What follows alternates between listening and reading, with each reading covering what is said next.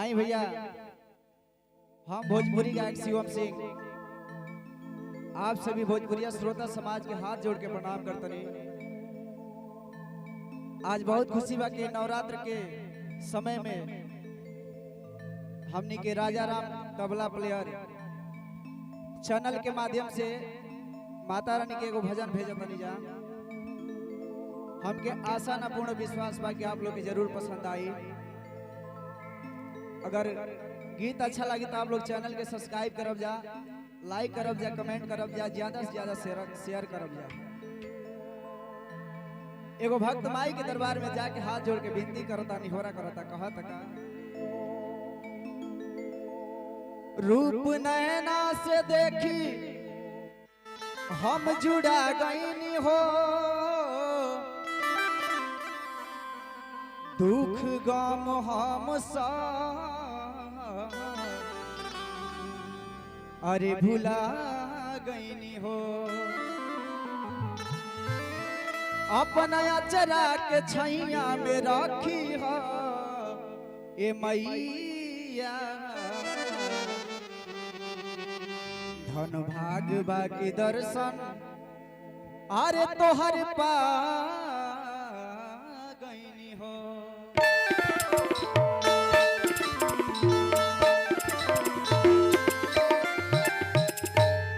लइकवा कहत माई से अरे जनती जे माई अइबू, जनती जे माई अइबू, हमारा जे नगरी पगरी से हो रही बहार देती डगरी हे माई पगरी से हो रही बहार देती डगरी हे माई पगरी से।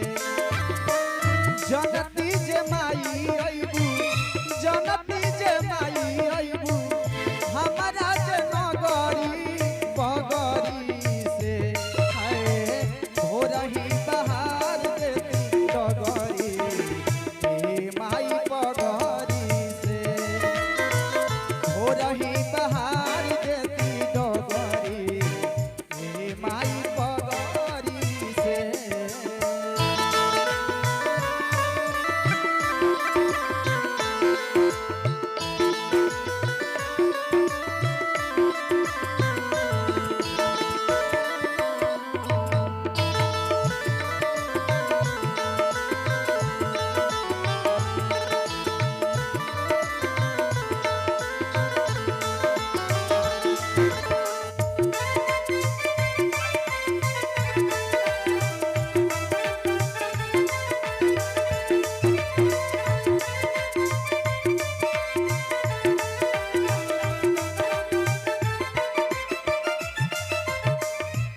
और कहत का गैया के गोबरा से आना नाली पैती,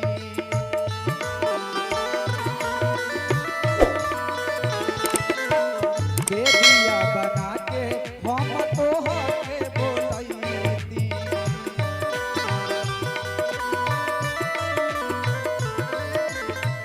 गैया के गोबरा से आना नाली पैती, बेदिया बना के हम तोहके बोलैती।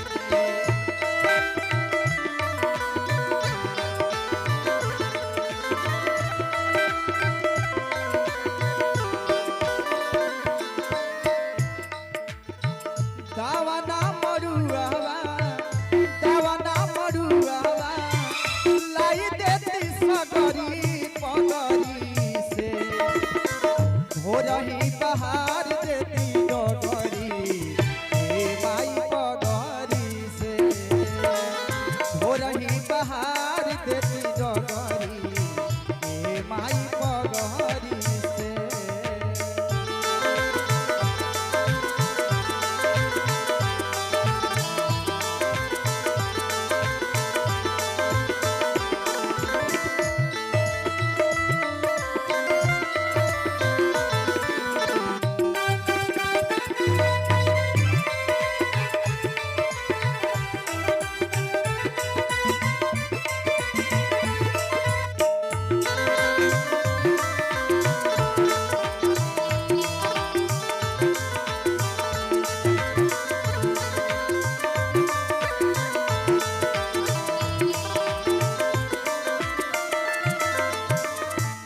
और लास्ट में क्या कहता